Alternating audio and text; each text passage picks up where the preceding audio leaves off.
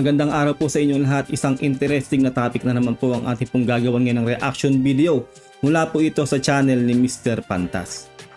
Ilalagay po sa description ang link ng kanyang video para po makapag-subscribe po kayo sa kanyang channel. At syempre kung maka-Pilipino ka, mahal mo ang ating bayan, ipaglalaban mo ang ating bayan at nakasuporta ka sa ating Pangulong Bongbong Marcos, dapat nakasubscribe ka sa aking channel. At syempre huwag mong kalilimutan na mag-like sa ating video para makita pa po ng maraming taga-suporta ni PBBM at nating lahat ng mga Pilipino ang ating channel para ma-recommend po ang ating channel kapag po nag-like po kayo. Simulan na po natin to. Ang title po nito, Mga Citizens, itinaya ang kanilang buhay para ma-expose ang tunay na kalagayan ng China. Let's do this. Ang mga taong ito ay nag-risk ng kanilang buhay para lang isiwalat ang totoong kalagayan ng China. Batid nila na maaari silang mapahamak kapag naglabas sila ng mga video o anumang impormasyon na hindi ayon sa kanilang pamunuan, lalo na sa kanilang presidente. Tama. Kaya mapapansin sa kanilang mga videos na nagkalat online ay hindi sila nagbabanggit ng masama tungkol sa kanilang gobyerno, bagkus inilalahad lang nila ang kanilang kalagayan. Ganun pa man ay delikado pa rin, pero sila ay sumugal para maisiwalat ang totoong kalagayan ng bansa. Gaya ng sinabi ng lalaki sa kanyang video, kung hindi raw sila magtrabaho ay maghihirap sila, at kung magtrabaho naman ay ganun pa rin, mahirap na nga, pagod pa. Kung hindi siya magtrabaho, ang problema niya ay pinansyal. Kung magtrabaho naman ay hindi lang financial problem ang meron siya, pati na rin mental issues. Pabiro niyang sinabi na mas malakas pang ang kumita ang mga nanglilimos kumpara sa mga nagtatrabaho o nagnenegosyo sa kanilang bansa ngayon. Viral na ngayon ang pagbibiro ng mga tsino sa social media. Alam nilang maaari nilang ikapahamak ang pagpo-post ng mga ganitong videos, kaya idinaan na lang nila sa pagpapatawa. Grabe, no? Parang North Korea lang po yun, no? Parang hawak talaga ng presidente o ng gobyerno nila lahat. Yung social media, basta lahat. Kumbaga hindi sila basta-basta pwede maglahad ng kanilang saloobin o magreklamo sa kanilang gobyerno. Kasi talaga mapapahamak sila. Ganun po kasira ulo yung si Xi Jinping din, no?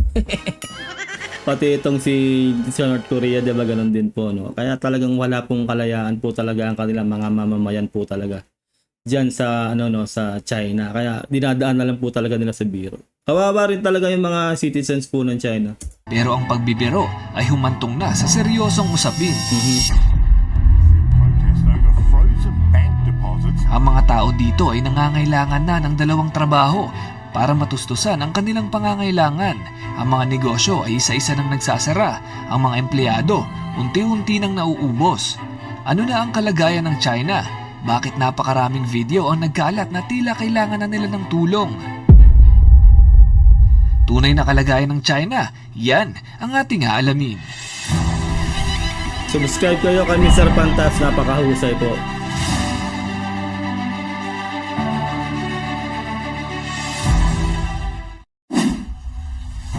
Kamakailan lang ay napabalita na ang ekonomiya ng China ay unti-unti nang bumabagsak. Faltering economy ang binansag sa China ngayon.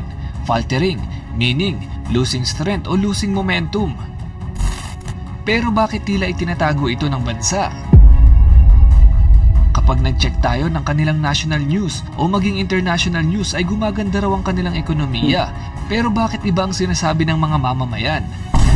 News blackout, no? Ganyan po ang ginagawa po talaga ng China. Sinabi ko na rin po yan sa mga nakaraang reaction video po natin, di ba? Talaga pong iba po kasi yung binabalita nila sa kanilang mga mamamayan, lalong-lalo na sa nangyayari po, sa totoong nangyayari po talaga. Tulad po sa nangyayari po dyan sa West Philippine Sea. Ang ibinabalita po nila sa kanilang mamamayan ay sila po ang inaapi o sila po ang ginagawa ng masama dyan sa West Philippine Sea. Pero hindi alam ng mga citizen po talaga nila na talaga pong yung gobyerno po talaga nila ang nagsisimula po ng gulo dyan sa West Philippine Sea. Siyempre, kung ganun po ang ginagawa po nila na sinasabi nilang balita sa kanilang mga citizen o sa kanilang mga mamamayan, siyempre, kung anong baho ng nasa China, hindi po nila ilalabas yun sa global, global media. Di ba? Siyempre, papabanguhin nilang ang bansa nila sa sa ibang lugar o sa ibang bansa. Ganun po talaga 'yon. Ganyan po si Xi Jinping at ang kanyang gobyerno. Siyempre, maniniwala na po tayo sa totoong sitwasyon ng China sa mga mamamayan po talaga nila. Ito na nga po yung ating pinapanood, no, na talaga pong kahit nagbibiro po sila rito para yan na lang po ang paraan nila para talaga masabi sa tao ang tunay nilang kalagayan. Kasi po pag talaga nagreklamo sila at nalaman po yan ng gobyerno nila, mapapahamak po talaga sila. Kasi po sila po yung mga ordinaryong mamamayan lang. Hawak po ni Xi Jinping lahat po ng media, social media at sa lahat-lahat po talaga dyan sa China. Ang mga investors ay unti-unti nang nawawala ng tiwala. Ang iba't ibang industriya ay halatang humaharap sa matinding pagsubok. Tama. Ang pinaka-apektado dito ay ang mga graduating students ng bansa. Pahirapan ng maghanap ng trabaho at mahirap ding magsimula ng negosyo. Kaya talaga yung karamihan po talaga ng mga Chinese citizen, no, umaalis po ng China. Kasi po kung tutuusin, wala na nga pong buhay mismo sa kanilang bansa. Kasi nga po yung katarantaduhang ginagawa talaga ng kanilang leader at ng gobyerno nila. Kaya nagkakandaleche-leche ang buhay ng mga ordinaryong mamamayan. Real talk po yan. Kaya nga rin po dito sa atin, no, nagkalat din po ng mga Chinese. Pero syempre po, hindi po tayo magtitiwala talaga. Hindi po natin alam kung pakawala lang po ng China yan, mga spy. Doon po talaga, hindi po tayo pwede magtiwala. Pero kung titignan po talaga natin yung sitwasyon ng mga mamamayan ng China, talaga pong hirap na po sila. Kaya talaga pong ginagawa po ng iba talaga ay umaalis sila ng China at nagtatrabaho sila o nag-i-invest sila sa ibang bansa, hindi po sa China, kasi bagsak po talaga ang kanilang ekonomiya. Sinabi pa na ang mga walang trabaho ay gustong makahanap ng papasukan at ang mga may trabaho naman ay halos sumuko na sa hirap. Dahil ayon sa mga manggagawa dito, ang isang worker ay binibigyan ng trabahong pantatlong tao. Yun lang. Kung sila ay tatanggi ay maaari silang masibak sa posisyon. Sa nakalipas na 2 taon, ang madalas na pinag-uusapan sa bansa ay kahirapan, regardless kung ano ang pinagkakaabalahan nila sa buhay. Mga regular employee man, mga boss, mga may negosyo sa pwesto o e-commerce ay talagang dama ang hirap.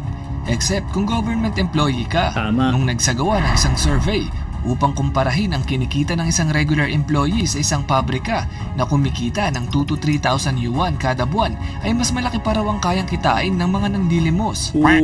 Grabe yun, no? Siyempre, iba, mamalimos na lang, mas malaki pa yung kita ng nandilimos. Grabe. Para maidiya kayo kung magkano ito sa peso, nasa 15,000 to 20,000 pesos ang 2 to 3,000 yuan. Grabe naman pala ang mga nandilimos dun.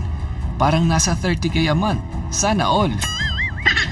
Grabe, no, isipin mo, no, yung kung mataas pa yung sweldo o nakukuhang limos ng mga pulube, no, isipin mo yung 15 to 20k a month, no, isipin nyo yung mas mababa pa pala yung sinasahod ng mga regular employees sa kanila per month. Grabe. Hindi ko lang po alam kung magkano na po ang per month po natin dito sa Pilipinas, no, kasi po iba-iba po tayo, may iba-ibang region, iba-iba po yun, no. Pero correct me if I'm wrong po, no, kung 600 po ba sa Central Luzon? Comment na lang po sa baba, no, sa mga po diyan, sa mga magigiting natin mga empleyadong regular diyan, no. Kasi po hindi ko po alam talaga kung ano-ano. Pero kung tutusin kung ganoon po, no, mababa po talaga ang sahod po pala ng mga mga regular na Chinese employee. No, sinasabi nila na mataas pa yung nalilimos ng mga pulubi. Grabe talaga to si Xi Jinping, ibang level, no. Maraming Tsino ang nagsasabing hindi na raw sila nag-iisip bumili ng sasakyan, bahay, mag-asawa at lalong magkaroon ng mga anak. Kung mag-check tayo sa mga Chinese social media ay ganito ang trend. The harder you work, the worse off you are. Ang mga Chinese ay kilala bilang magagaling na negosyante, pero sa pagkakataong ito ay halos lahat ay nagduda na sa kanilang kakayahan. Ang mga negosyo sa bansa ay isa-isa nang nagbabagsakan. Viral din ang video ng netizen na ito. Sinabi niyang kapag nagtrabaho o nagnegosyo ka ng mas maigi, ay mas mababaon ka lang sa utang kasama na ang mga taxes. Kapag mas lalo mong pinilit ay mas lalo kang mahihirapan. At kapag nilakihan mo ang iyong pangarap, ay mas lalo kang lulubog. Nung mga nakaraang taon pa ay hindi na magandang magsimula ng negosyo. Pakunti ng pakunti ang mga tao sa labas dahil ang lahat ay pwede nang mabili sa online. Unang-una po talaga ay nagbabackfire po talaga sa mga ordinaryong mamamayan ng China ang ginagawa po ng kanilang gobyerno. Unang-una, pagdating na rin po sa trabaho, no, wala po talagang mag-i-invest sa bansa nila. Walang pong investor na magtitiwala po sa China, lalo po sa gobyerno po nila. Kasi po halos lahat po talaga ng bansa ay kalaban po ng China. Lalo na po dito po sa Indo-Pacific po, no, regarding po dyan sa West Philippine Sea. Talaga pong syempre yung iba dyan, dati nag-i-invest pa sa kanila, di ba? Ngayon po syempre may duda na di ba? May doubt na bakit ako mag-i-invest sa bansang China na yan, lagi nang haharas siya ng aangkin niya ng teritoryo at kung ano-ano pang kalokohang ginagawa ng Chinese government. Kaya ganito po talaga yung nangyayari, di ba? Excuse me. Yun na, kaya pati ang mga mamamayan po talaga nila ay nahihirapan po dahil po sa ginagawa po ng kanilang gobyerno. Sinabi niya na napakahirap magbenta ng nasa pwesto. Ang mga may-ari ng tindahan sa pwesto ay nagtititigan na lang. Nag-aantay na lang silang tuluyang malugi dahil sa mga competitors. Ang mga negosyo ay unti-unti nang nag-a-adapt sa online selling.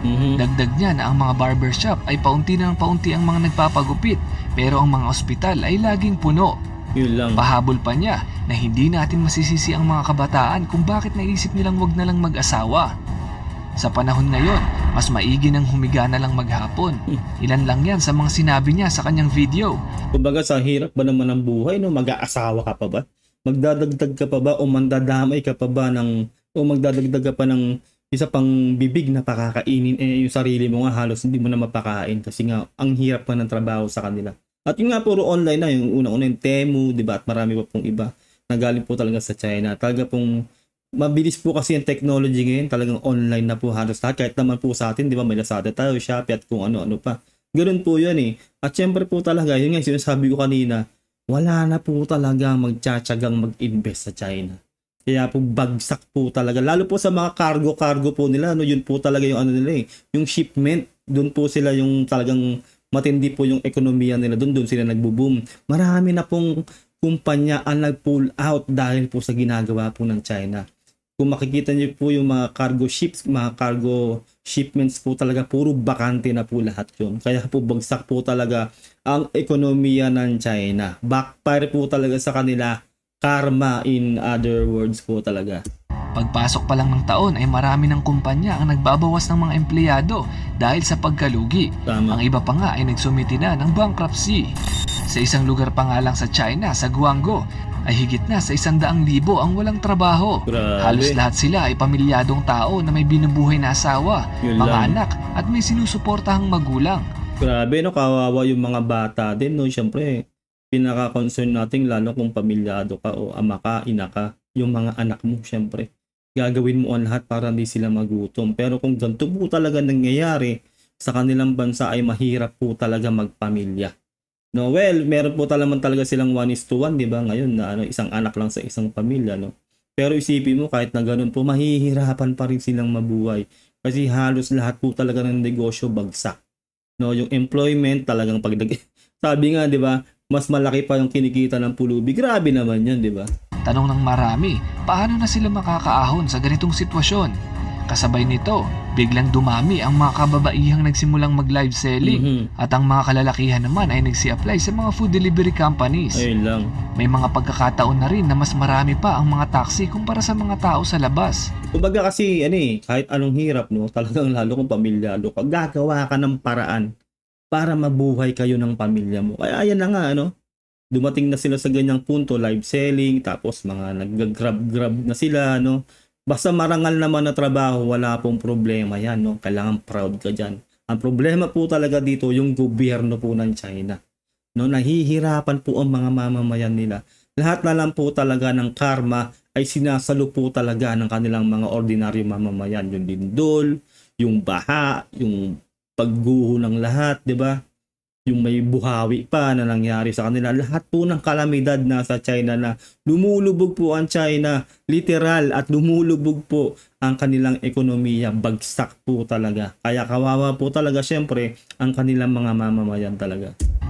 At kapag binisita mo ang mga subway stations, ay tatambad sa iyo ang mga kabataan na nag-livestream para kumita ng pera. Grabe. Pero hindi pa rin ito sustainable dahil tila mas marami pa ang nagda-livestream kumpara sa mga nagbibigay ng gifts. Ang mga delivery riders naman, dahil talagang dumarami na sila, ay may pagkakataon din na wala silang makuhang kahit isang order sa isang buong araw. Tama. Nitong nakaraang buwan lang ay mas bumilis pa ang pagsasara ng mga restaurants.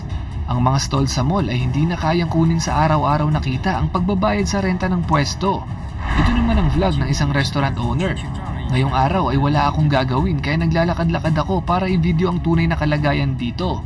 Kahit saan ka magpunta ay makikita mong bakante na ang mga lugar na akala mong galing sa giyera. Ang dating masasayang lugar ay nababalot na ng katahimikan. Isipin mo po, no, mga viewers ko, talagang ang China po talaga, 'di ba, kung titingnan po natin, mayamang bansa po talaga sila. Talagang nakakabilib din kanila ang lugar po nila talaga. Sobrang yaman din po talaga ng China. Pero sa ginagawa po talaga ng kanilang gobyerno ngayon, ayan po ang napapala po ng kanilang ordinaryong mga mamamayan. Imbis na pataas po sila, no, pabagsak po talaga sila lahat, no. Kasalanan po talaga yan ng gobyerno nila ng China. Kawawa mga mamamayan. Lahat apektado, real estate, mga construction companies, mga renovation, mga furnitures at mga appliances ay nalulugi na. Parang napakalabo ng makaahon ulit kami sa dati naming ekonomiya. Dagdag pa niya na isa sa malaking nakakaapekto sa kanilang ekonomiya ay ang pagkalugi ng real estates at ng mga construction companies. Paano ba naman? Paano hindi malulugi ang mga construction company na yan, di ba? Isipin nyo yung nangyayari. No? Katatayo lang ng infrastructure, gumuguho na. Alam niyo naman kasi kaya nga na, uulitin ko na naman, no, kaya nga nabuo yung salitang made in China. Ibig sabihin po noon ay hindi po pulido, madaling masira. No? Yun din po ang problema rin sa China eh. Sila po ay quantity over quality. Baliktad, no? Dapat quality over quantity. Pero sila po hindi. Gusto nila mass production, mas mabilis. Pero ang quality, wala talaga. Talagang hindi po tumatagal. Kaya po babagsak po talaga ang lahat ng industriya po na yan. No? Lalo po yung construction at real estate. Bumabagsak ang produksyon ng mga bakal, mga simento, at libu-libong tao ang nawala ng trabaho. Ang dating 80% na kumikita ng maayos at 20% ang hindi ay nabaliktad na. Tama. Nasa 20% na lang ang kumikita ng maayos. Grabe. At 80% na ang hindi. Tapos binabalita lang ng China, no, sa ibang lugar o sa atin sa mga taga ibang bansa, no, na grabe yung nila, taas ng kanilang ekonomiya. Kumbaga nagbo-boom sila, pero sa realidad, no, ngayon nalalaman natin, no, sa kanilang mga mamamayan mismo na bagsak po talaga ang kanilang ekonomiya. Mahirap ang kanilang bansa. Mahirap bumuo ng pamilya sa kanilang bansa. Dahil ang hirap mabuhay, walang trabaho, walang income.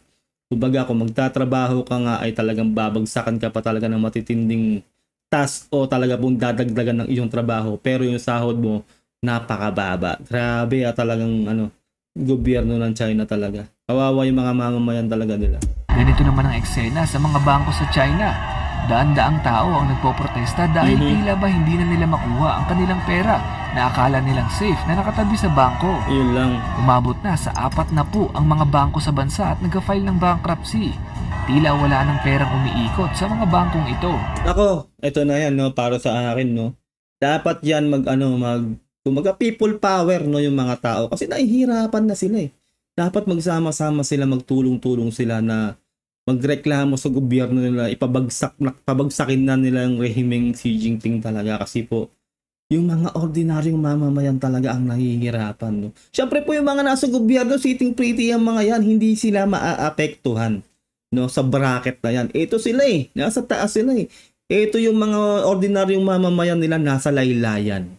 Ganun po talaga, no. Kaya dapat po talaga ay magtulungan na po lahat ng mga ordinaryong mamamayan ng China at talagang magreklamo na sila sa kanilang gobyerno. Pabagsakin nila yan si Xi Jinping kasi po talagang lahat ng ginagawa ni Xi Jinping ay bumabalik po yung karma sa kanilang mga ordinaryong mamamayan na dapat Xi Jinping at ang gobyerno lang nila talaga yung nagtatamasa nun. Kaso nga lang aapektuhan din talaga ang kanilang mga mamamayan. Nakakaawa talaga. Kaya ang mga netizens galit na galit. Well, try nating ilagay ang sarili natin sa kanilang sitwasyon. Yung tipong hirap na tayo sa buhay at nakapag-save tayo ng kaunting pera sa bangko. Pero isang iglap ay hindi na natin pwedeng i-withdraw ang pera. Saklap noon, no? Pinaghirapan mo. Alam mo, bangko, di ba? Safe yung pera mo rin, tapos hindi mo na ma-withdraw. Kasi nga nag-file na silang bankruptcy. Grabe. Kung sa Pilipinas ito mangyari, ay makakapagreklamo pa tayo. Yes. Salamat naman dahil nasa Pilipinas tayo. Dahil kung mangyari ito sa atin, ay makakapagreklamo pa tayo at maibabalik sa atin ang pera. Pero sa China ay napakalabo. dahil hindi ganun kataas ang kanilang karapatan bilang tao. Tama. Ni bawal nga sila magreklamo patungkol sa gobyerno. Yun ang hirap, no, pag komunistang bansa, talaga ganyan. No, kumbaga, may magandang ano rin yung komunistang bansa, may magandang side. Pero talaga, mas lamang talaga yung dark side o hindi magandang side diyan kasi lalong-lalo na pagdating sa mga ordinaryong mamamayan, no. Yung epekto noon, talagang marami kang hindi pwedeng gawin. Mabubusa lang ng bunganga mo talagang hindi ka pwede magreklamo. Kumbaga, sunod ka na ng sunod, baw ka na lang ng baw sa gobyerno. Yun din ang hirap talaga. Kaya grabe, no?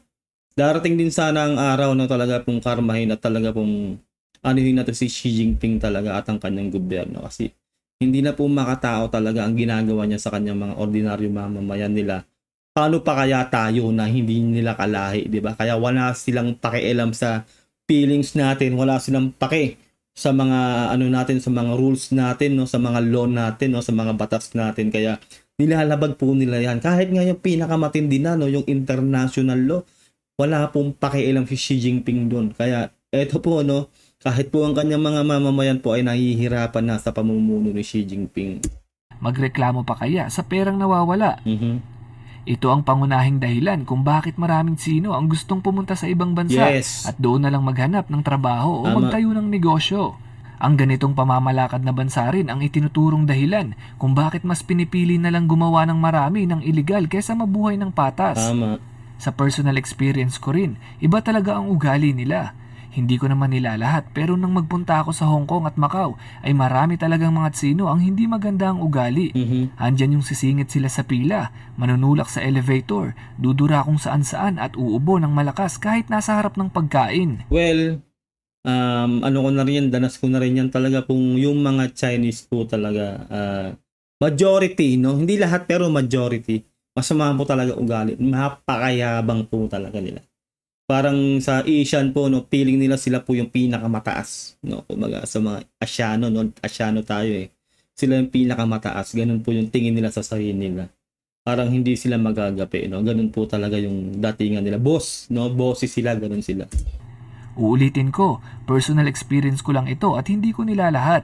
Gusto ko rin makita kung may personal experience ka rin sa kanila. I-comment mo lang sa ibaba. Ganun pa man, ipanalangin na lang natin ang kanilang bansa na sana bumuti ang kanilang kalagayan at itigil na rin nila ang kabi-kabilang pananakop. Yun lamang po para sa videong ito. Ayun lang po, no, atin po nagawa ng reaction video. Napakagandang video na to ng Mr. Pantas. I-comment nyo na lang po sa baba kung ano po sa loobin nyo dito po sa topic na ating nagawa ng reaction video. Grabe po, na ipagdasal na nga po natin ang mga ordinaryong mamamayan ng China na hirap po, na wala pong kinalaman sa sigalot po natin sa Chinese government, no? Hindi po kasi lahat po ng Chinese talaga ay masama, no? Yung kanilang gobyerno po talaga, particularly ang kanilang leader na Xi Jinping po talaga ang pasimuno po talaga ng kasamaan dyan sa West Philippine Sea. Kaya dapat po ay hindi po sana madamay ang kanilang mga ordinaryong mamamayan. Unang-una po, meron din po kasi tayong mga kababayan na nasa China po ng mga OFW.